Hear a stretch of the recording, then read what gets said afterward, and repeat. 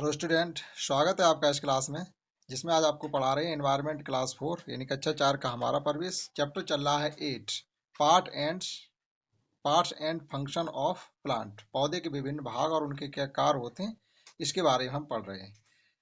आज इसमें पढ़ने वाले हैं हम स्टेम के बारे में। देखते हैं स्टेम क्या होता है किसी पौधे का और उसके क्या वर्क होते हैं। स्टेम मीन्स होता है किसी पौधे का जो मुख्य तना होता है, जो जमीन से तुरंत जड़ से जुड़ा हुआ ऊपर की तरफ चलता है, जिसमें ब्रांचेस जुड़ी हुई होती हैं। जैसे आपके सामने एक ये पेड़ है, ये बरगद का पेड़ है। इसमें देखिएगा ये इस प्रकार का जो इतना दिख रहा है आपको, ये इसका स्टेम कहलाता है। और स्टेम में सभी ब्रांचेज होती है, ब्रांचेज में पत्तियां होती हैं। तो आज इसी के बारे में पढ़ने वाले हैं, ये इस पौधे में क्यों होता है और क्या क्या इसके वर्क होते हैं। Stem is the main part of the plant which is found above the ground. किसी पौधे का जो मुख्य भाग होता है वो स्टेम होता है। और इज फाउंड मतलब पाया जाता है कहाँ पर? अबव द ग्राउंड, जमीन से तुरंत बाहर ये पाया जाता है। ब्रांचेज इमर्ज्ड, और इसी में से ब्रांचेज निकलती हैं, शाखाएं। दूसरी पेड़ की टहनियां हैं जो इसी में से निकलती हैं। फ्रॉम द स्टेम यानी इस स्टेम से। They bear leaves, bear means होता है धारण करना, बियर मीन्स धारण करना। लेकिन यहाँ पर क्या होगा, बियर का मतलब है उन्हीं टहनियों में, उन्हीं ब्रांचेज में पत्तियां होती हैं, यानी ब्रांचेज पत्तियां धारण की होती हैं, ऐसे भी कह सकते हैं। फ्लावर, इन्हीं ब्रांचेज में फूल भी होते हैं, और फ्रूट्स, और इन्हीं ब्रांचेज पर लगते हैं फल। यानी रूट के बाद स्टेम होता है, स्टेम के बाद ब्रांचेज, ब्रांचेज में आपकी लीफ, फ्लावर और फ्रूट ये सब लगे होते हैं। सम ट्यूबलेस, ट्यूबवेल्स कहेंगे, some small tubules are found in the stem. Tubules, small tubules मतलब कहेंगे छोटी छोटी नलियां, नलिकाएं, यानी केश नलिकाएं कह सकते हैं आप, बालों जैसी पतली पतली नलिकाएं इस स्टेम में पाई जाती हैं। दो प्रकार की नलिकाएं होती हैं, एक होती हैं जाइलम, दूसरी होती हैं फिलोएम। किसी स्टेम में दो प्रकार की बहुत पतली पतली पाइप होते हैं, पाइप कह सकते हैं आप। इस प्रकार से इसमें ये पाइप होते हैं, इनका क्या काम होता है, जो रूट द्वारा मिनरल्स और वाटर का ऑब्जर्व करते हैं, वो जाइलम द्वारा पौधे की पत्तियों तक पहुंचाया जाता है। और जब पत्तियां उस भोजन को फोटोसिंथेसिस द्वारा तैयार कर लेती हैं, तो उस भोजन को फिर पूरे प्लांट में डिस्ट्रीब्यूट यानी बांटा जाता है। वो बांटा जाता है, दूसरी नलिकाएं होती हैं जिन्हें कहते हैं फ्लोएम। फ्लोएम के द्वारा पूरे पौधे में उस बने हुए भोजन को बांटा जाता है। तो वो यही कहा जा रहा है, small tubules are found in the stem. Stem में छोटी छोटी पतली पतली नलिकाएं पाई जाती हैं। अब देखिएगा फंक्शन ऑफ स्टेम, इस तने के क्या क्या कार्य होते हैं। Stem keep the plant erect, erect means होता है सीधा खड़ा रखना। कोई तना जो होता है ये किसी प्लांट को सीधा खड़ा रखता है, पहला वर्क हो गया। दूसरा, stem support the branches of the plant. दूसरा, ये जो स्टेम होता है इसी में ब्रांचेज यानी शाखाएं निकली होती हैं, जो शाखाओं को ये जो स्टेम होता है सपोर्ट करता है, उन्हें खड़ा रहने में, पेड़ का स्वरूप देने में मदद करता है। Stem carry water and minerals observe by the root to the different part of the plant. यहाँ पर तीसरा वर्ग इसका ये है कि स्टेम कैरीज वाटर, कैरी माने होता है ले जाना। ये जो तना होता है ये पानी को ले जाता है, मिनरल्स खनिज पदार्थों को ले जाता है। ऑब्जर्व बाय द रूट्स, जो जड़ों के द्वारा अवशोषित किया गया था, पौधे के विभिन्न different part of the plant, पौधे के विभिन्न भागों तक पहुंचाता है। विभिन्न भागों तक से मतलब है जो भोजन का निर्माण करेगा उसके पास। तो जो प्लांट में पत्तियां भोजन का निर्माण करती है फोटोसिंथेसिस से, तो पत्तियों तक ये चीजें पहुंचाई जाएंगी। और अगर स्टेम ही भोजन बनाता तो स्टेम में ये चीजें स्वतः आ जाएंगी। चौथा वर्ग इसका है stem carry the food prepared by the leaves. अब देखिएगा, भोजन बनाने का सामान पत्तियों तक पहुंचाना, और पत्तियों के द्वारा जो भोजन बनाया गया उस भोजन को फिर पौधे के विभिन्न भागों में वापस पहुंचाना, ये भी स्टेम का ही वर्क है। Stem carries the food prepared by the leaves, पत्तियों के द्वारा बनाया गया भोजन स्टेम पहुंचाता है to the different part of the plant, पौधे के विभिन्न भागों तक। तो ये चार इसके स्टेम के वर्ग थे किसी प्लांट के।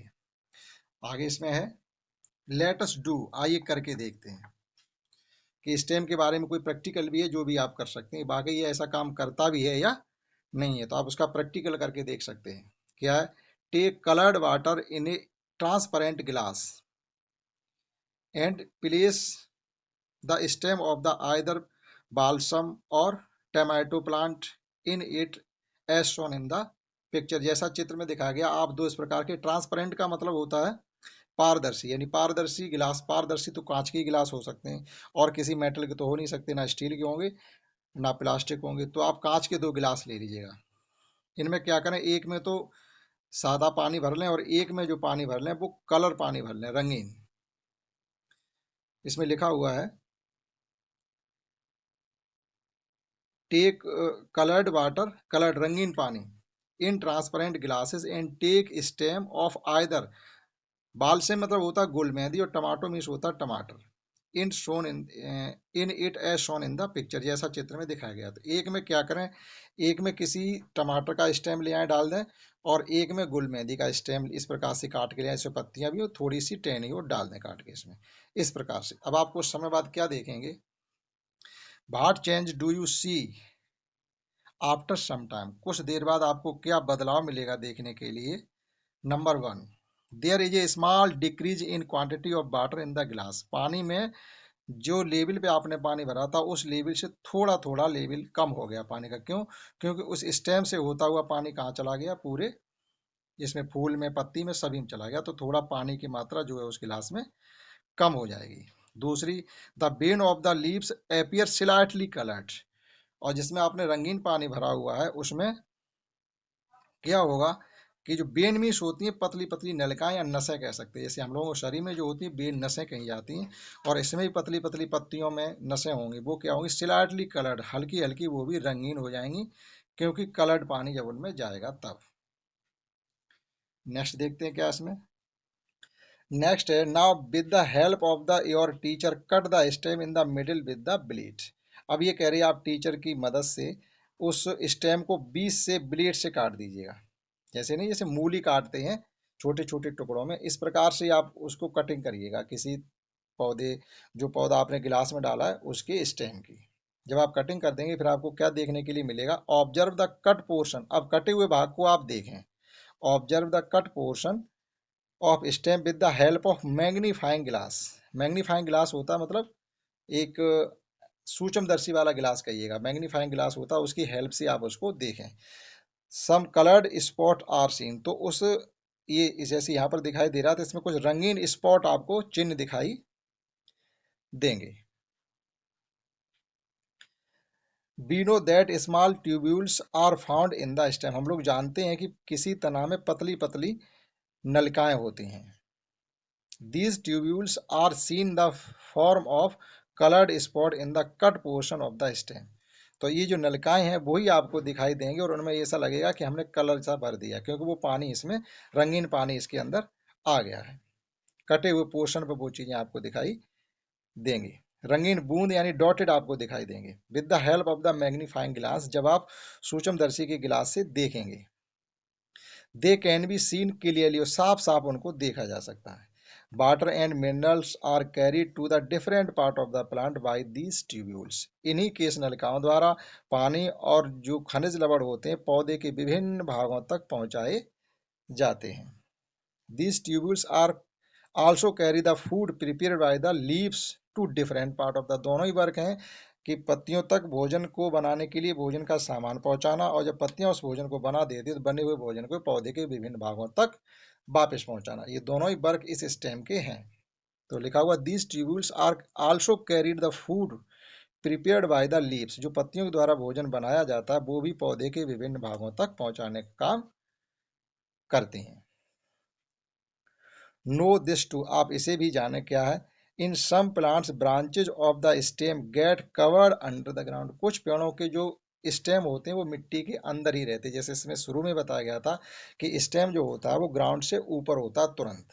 लेकिन अब यहाँ पर ये कह रहे हैं कि सम प्लांट यानी कुछ पेड़ ऐसे भी होते हैं जिनके जो स्टेम होते हैं वो मिट्टी में अंदर ढके रहते हैं, जैसे the ends of these branches swell as they store food, और जो इन ब्रांचेज का मतलब ब्रांचेज जो होती है, स्वेल मीन्स क्या होता है, सूज जाना, जैसे आपके कहीं चोट लग जाए तो आप सूजन आ जाएगी, उसे स्वेलिंग कहते हैं, एज द फूड। और ये क्यों सूज जाती है, जैसे मान लो आलू है, तो आलू देखेंगे आप गेंद जैसा गोल हो जाता है, क्योंकि उसमें भोजन स्टोर होता रहता है, इसलिए वह ऐसा हो जाता है।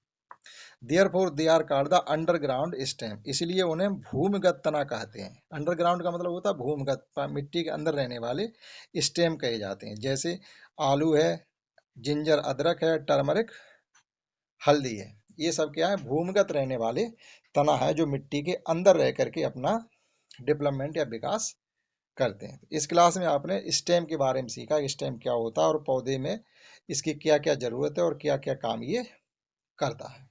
इस क्लास में इतना ही। That's all. जय हिंद, जय भारत।